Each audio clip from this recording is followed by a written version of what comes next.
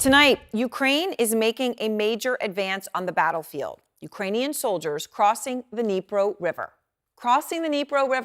Moving closer to Crimea, which is occupied by Russia.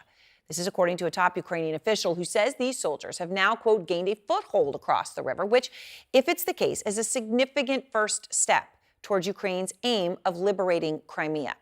Russia hitting back, warning that, quote, a fiery hell will be thrown at Ukrainian soldiers. But pro-Kremlin military bloggers complained that Russian forces cannot oust the Ukrainians from their position. The development on the southern front line comes as Vladimir Putin is now pardoning and releasing convicted murderers. And if you look at some of the murders they convicted, it is horrific. And pardoning them because they'll fight in Ukraine. Fred Pleitgen is out front.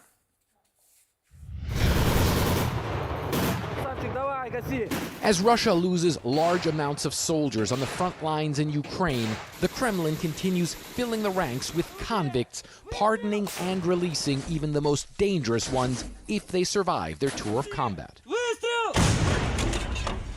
Sergei Kurbanov was sentenced to 20 years in prison in 2014 for organizing the high-profile killing of prominent journalist and Kremlin critic Anna Politkovskaya, who was gunned down in her apartment block in 2006. Now, Kurbanov has been pardoned after fighting in Ukraine, his lawyer says. Politkovskaya's family and the paper she worked for, Novaya Gazeta, irate. It is a monstrous fact of injustice and arbitrariness, an insult to the memory of a person killed for their beliefs and for carrying out their professional duty, they wrote in a statement. There are others. Vladislav Kanyus was sentenced to 17 years in jail for brutally murdering his girlfriend and ordered to pay compensation to the victim's family, Russian media reports. He was also pardoned after fighting in Ukraine and doesn't even have to pay the compensation, the Kremlin defending the decision.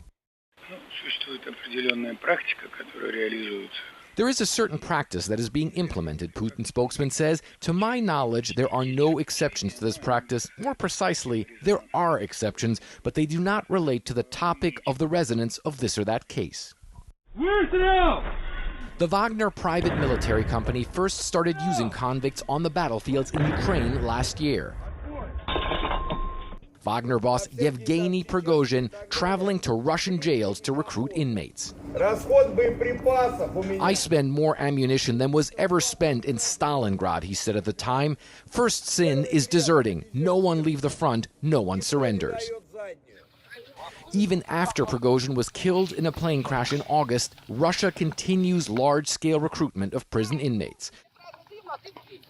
Russian leader Vladimir Putin even included some in a moment of silence for fallen soldiers.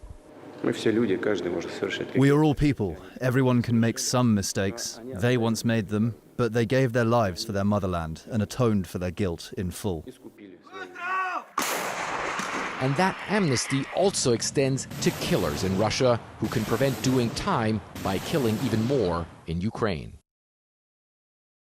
And you know, Aaron, despite some public backlash even in Russia, when in some cases convicted murderers are released back into society, Vladimir Putin really doesn't seem to want to change course on this topic. In fact, his spokesman recently said that convicts, quote, atone with blood for crimes on the battlefield. Aaron?